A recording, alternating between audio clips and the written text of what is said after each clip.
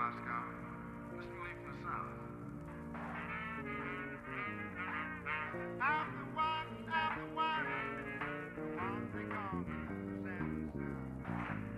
But in a clever sort of way, this music could be working, waiting, learning, planning. Hey, I can heal the sick and raise the dead.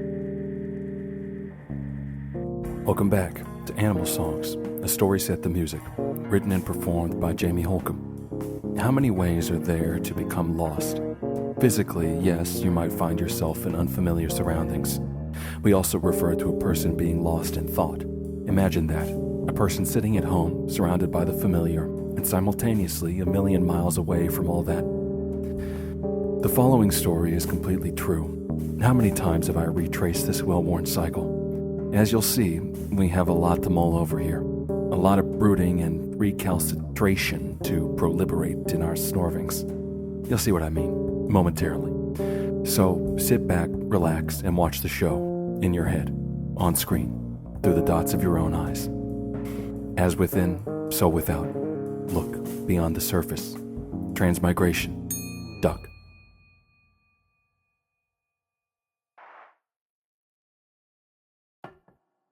Boston is a strange place. It's old. There are sections where the streets are paved with cobblestones, and you can imagine Ben Franklin's loafers in the clatter of passing footfalls. There are horse-drawn carriages beneath the parked BMWs. Then you'll turn the corner and be surrounded by glass towers. A luminescent fruit promises the latest sleek machinery. An escalator leads to a marble food court. It's a nice place to get lost, Boston is, because of this patchwork construction. Head a mile east to the Commons, where Sam Adams certainly sat on a park bench tossing chunks of bread to the wandering geese. Stroll the winding paths between the beds of posies, daffodils, and round red ranunculus. Lay on a soft, gently sloping knoll and watch the clouds change shape above the antique high-rises of the theater district. Then rise, exit the park at the eastern gate, and find yourself in the North End, Little Italy, where you should treat yourself to a limoncello at Limoncello before continuing further east. Somewhere along the way, you can find the black marble Prudential Center and all of its modern conveniences, if you were inclined to shop. The statue of the nude god is a popular spot for photos, though if you're walking alone, you may find it awkward to spend too long contemplating his bronze-sculpted form. Continue on this path, following, or really fighting the headwind, and you will make it to the port of Boston. If you're at all familiar with the city, you'll have noticed that the walk you've just taken in no way matches the physical route in reality. The time I tried to find my way to the port, I never actually did. Instead, I made a very different discovery. Finding my life on the dry land of the university to be frustrating, confusing, and in general feeling like I should take to the streets and begin systematically smacking the hats off passing heads, I resolved to find some relief out at sea. I needed something new, which is why I didn't bother to consult a map. Head east, I told myself, and eventually you'll reach the ocean. It was a Saturday morning when I set out from my apartment with only a bag of books and the clothes on my back, my hoodie, jeans, blank white tennis shoes, and an extra dull green jacket to protect me on the high seas should I end up stowing away on a ship bound for adventure. I stood on the small stone porch of my building and took my bearing off the adjacent baseball diamond, which I had seen on the map many times. I turned towards home plate to follow the street bound for the ocean. The city was covered with snow, though we passed the bitter beginning of winter when the sidewalks are treacherous beds of ice to enter the dreary end of the season. The curbs were bounded by muddy mounds of hard-packed snow, and everywhere, on the tips of barren tree branches, on the roofs of squat brown buildings and glass towers, a few dwindling icicles dripped. I was alone on the gray stone path. Beside me, a broad highway, Atlantic Avenue, was filled with sleek rushing vehicles, a river pouring towards my destination. I only had to stick to the path. I listened to the roar of the grinding gears and felt the spray of displaced air as the cars rocketed past me. I contemplated the hunched forms, their four mechanical limbs, and the faces in their headlights and grinning grill covers. I imagined that they were beasts, futuristic monsters bounding across the city, and that I was exploring a science fiction landscape. The snowbanks were actually massive drifts of pollen, released by the black trees. I had to be careful not to breathe any of their particles, or a plant would flower in my lungs. Roots would spring out of my back and I would fall dead, a dark trunk protruding from my mouth. It had happened before. Each of these plants bursting from the concrete had a corpse beneath it. Long walks are good for these kinds of imaginative excursions, but once you start down that road, you quickly find yourself in the realm of reflection. Maybe that was the true destination I had in mind when I hatched this silly plan. I didn't really believe I'd make it to the ocean. What I wanted was the passing scenery, the brisk winter air, and the transforming smells of the city to give me the space to contemplate what had been taking place in my heart. I was probably not even 20 years old when this happened. Now I can see that I took this walk less in the city of Boston than in my memories of my first fall semester there. Every step on the frozen concrete reverberated in my frozen heart, and the literal cold facing me, being bafflingly lost on a ridiculous journey, allowed me to connect to the metaphor inside myself. I had been in love, possibly, or at least infatuated. This was not my first case. Every year of a young person's life introduces a new fancy or fixation. A new class of new faces brings with it the possibility of a plot you've seen and heard in so many stories. You hope and wonder if it could be her, this dark-headed girl with paper-white skin and jewel lips. You gaze at her from across the room, furtively hoping to catch her eye. Maybe it will be Valentine's Day and you will discover that she's watching you from her desk in the back corner, eyebrows arched expectantly. You hold the heart-shaped letter shaking in your nervous hand. You just need a sign, anything to show you that desire reflected in her eyes. I had dreamed these youthful yearnings many times before, but they had never come to anything. I never saw a sign, although looking back I see that I may have been reading the wrong faces. Then I took this writing class. She may as well have been a neon marquee. The classroom was a small brown plaster cube carpeted in the same mottled green as the library. In the center, 4 rectangular tables were arranged in a square. I sat with my back to the door. There was an empty chair beside me. There were also several other empty chairs elsewhere.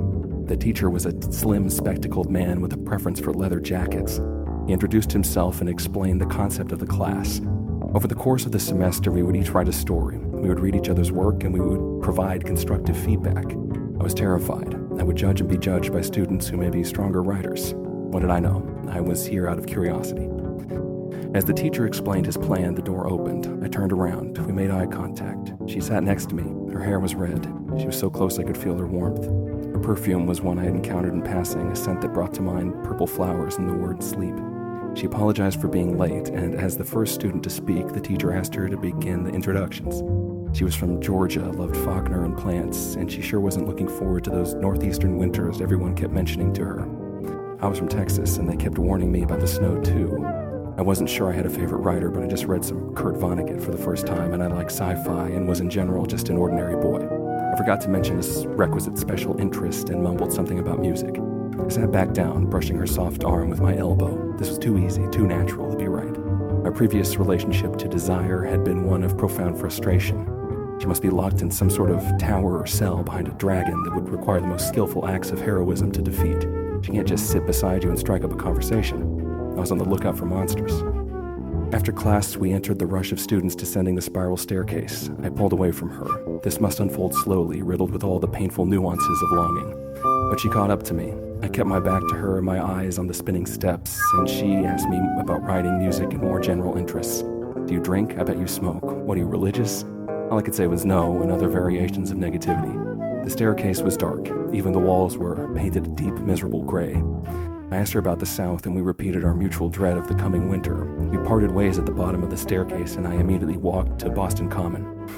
I sat cross-legged on a hill under the protection of a bent magnolia, another transplant from my home soil. She'd been so warm. I leaned back against the smooth bark and watched the clouds morph. A set of gaping jaws opened wider until it fell apart into a flock of long-necked birds.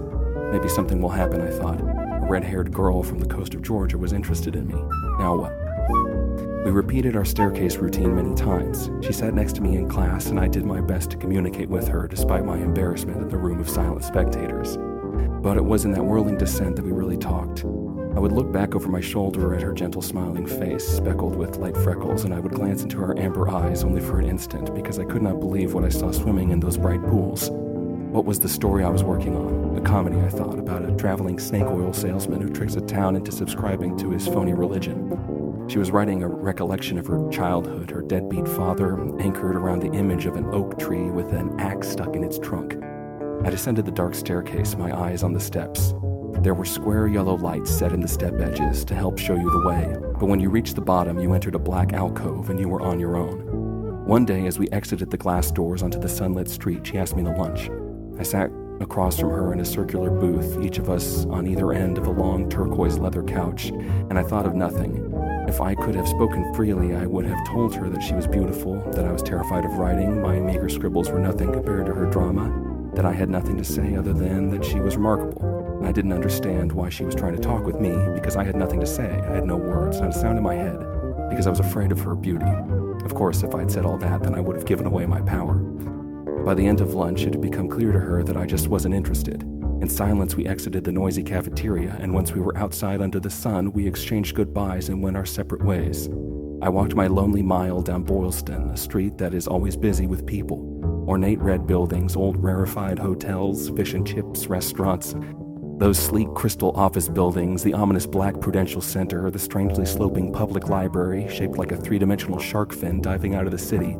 Each operation was run by a rambling network of grown men in dark overcoats, women in smart skirt suits.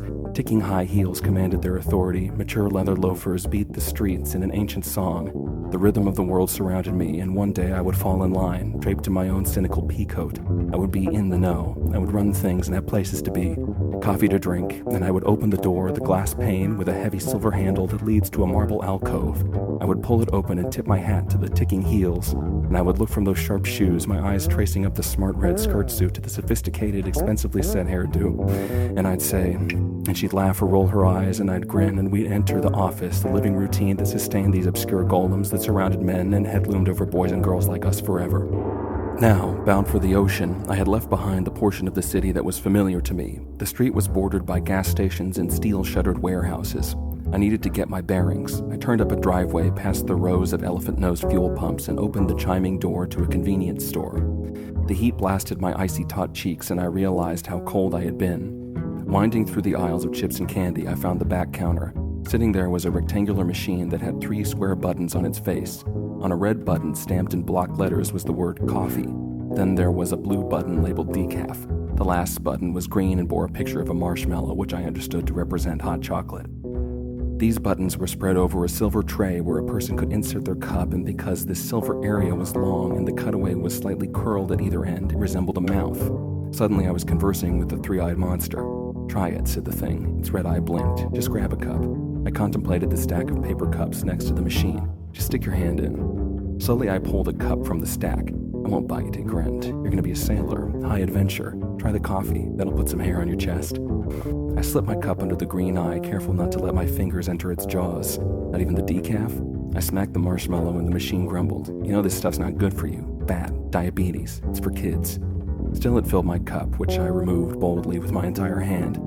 My hood was still over my head, and I grabbed the edge, tipping my hat to the thing. It just stared at me. Hot chocolate? For a man? Disgraceful. I'm not sure how long I walked. The sky grew darker. The city's streets transformed into residential blocks, rows of quaint, brightly painted houses. Some of the roofs were strung with Christmas lights. I thought of home, where it was so warm. I pulled my hood strings tight. The streets reverted to dwindling gas stations and warehouses, the borderlands. More houses appeared. I was lost on an alien world. My crew, my ship, was docked at the port, waiting for our next adventure. They were in trouble, maybe. I imagined characters, my companion and best friend, Lee Chung, the man from another shore, my equal opposite. Because he was a poor swimmer, he must not drown, as he was destined from the first act. What adventure had I found on my quest? What had happened to me in reality? I had gotten lost and turned away from my one obvious goal. For what? And so I found myself walking beside a seawall, a brick border running along a sidewalk that looked down to a dark drab beach. The ocean was like living ice, breathing cold. All along the water there was only darkness. I had made my destination, but there was not a ship in sight. Now I had to admit that I had no idea what I was doing. The ocean side of the street where I walked was barren, but on the opposite side were some lush green hills hiding more quaint houses. Along the sidewalk were several parking meters, and it wasn't long before a car, a dark red SUV, pulled up to a stop. It was the only car on the street. I sat on the wall waiting to ask the driver for help. As I looked out at the dark water, I scanned the beach. I could see, glinting far in the distance, a ship lantern. I squinted and could make out some wooden scaffolds, possibly masts. Behind me, the car door clicked shut, and I heard footsteps pad the pavement. A man, black, bald, muscular, wearing an unassuming hand-knit sweater of yellowish wool, approached me cautiously. "Are you all right?" he said. "I guess I'm a little lost." Then I told him the story of my aimless walk, being sure to laugh along the way. "I was trying to get over there, I think," pointed down the beach. He smiled kindly. I had left the city of Boston, and he had no idea how to get to the docks from here.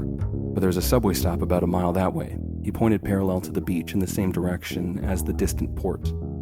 "I came all this way, I might as well enjoy it." I thanked him and then felt along the wall to discover a staircase down to the sand. Out here you could see every one of the stars. The whole world was black space. The ocean was a mysterious body, bunting the beach like an incredible house cat. I listened to her purring. In my mind, the sand could be anything. She could be too. What had I wanted? The class had gone on in an ordinary way. My story had not been as funny as I'd hoped, and it had offended some students of various faiths. Her story was, I don't remember now, an axe stuck in a tree.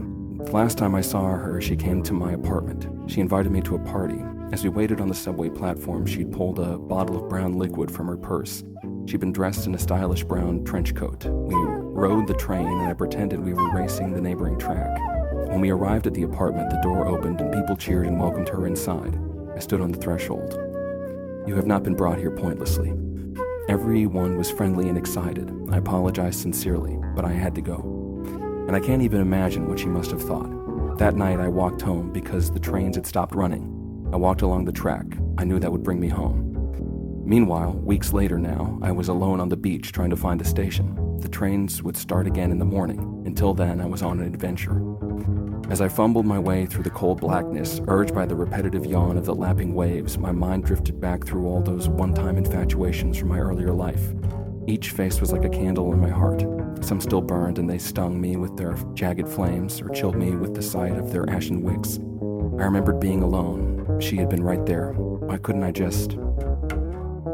Do you know what love is? That question may be a little too pointed for our purpose, but it turns out to have a longer, more confusing answer than you might think.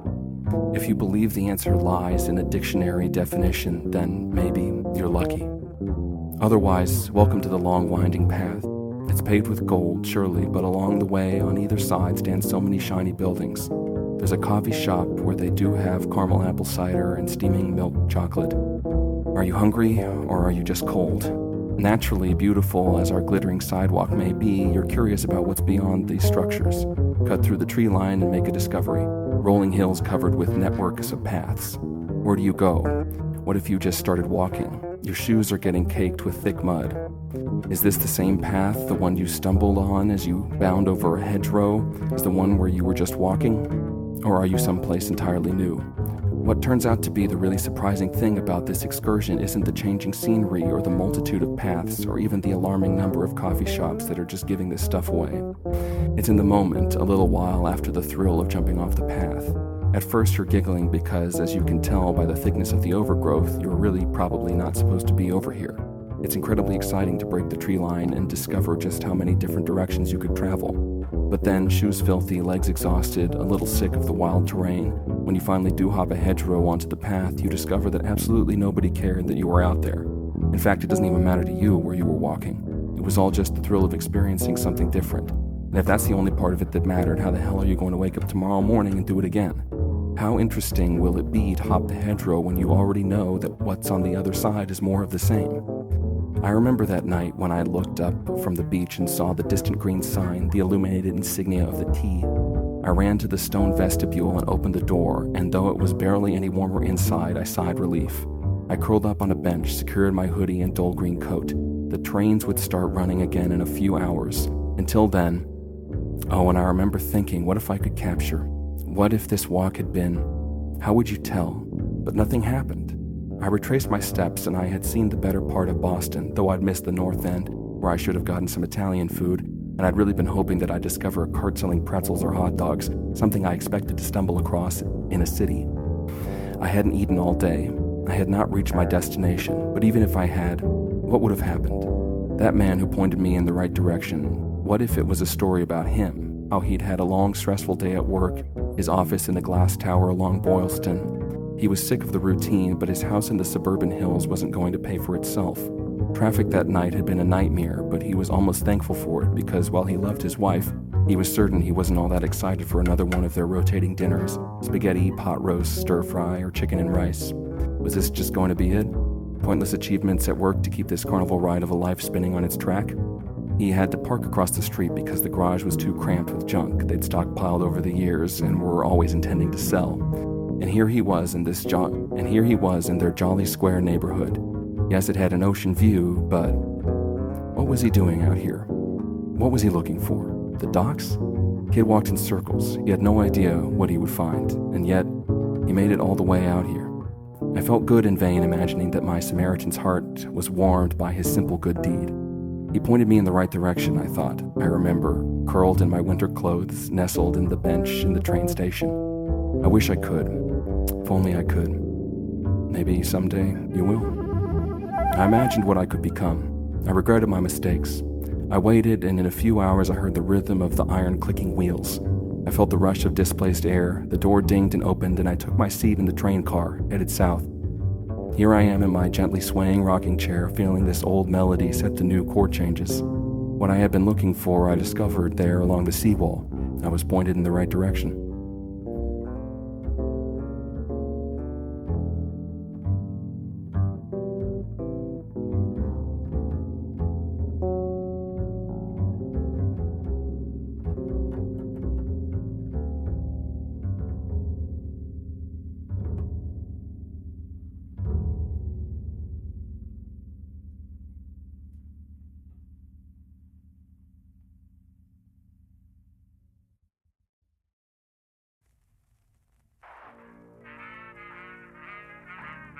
I'm the one they call Santa. This has been Animal Songs, written and performed by Jamie Holcomb, produced by Supermoon. Find us on TikTok, YouTube, or at our website, gosupermoon.com. That's GOSUPERMOON.com. You can also find our work alongside many other talented artists at looksees.com. That's LOOK-SEES.com. This concludes the Duck chapter. I wonder what spirit we will meet next. Until then, thank you for listening. All I got to say is, glory be, the funk's on me. I want to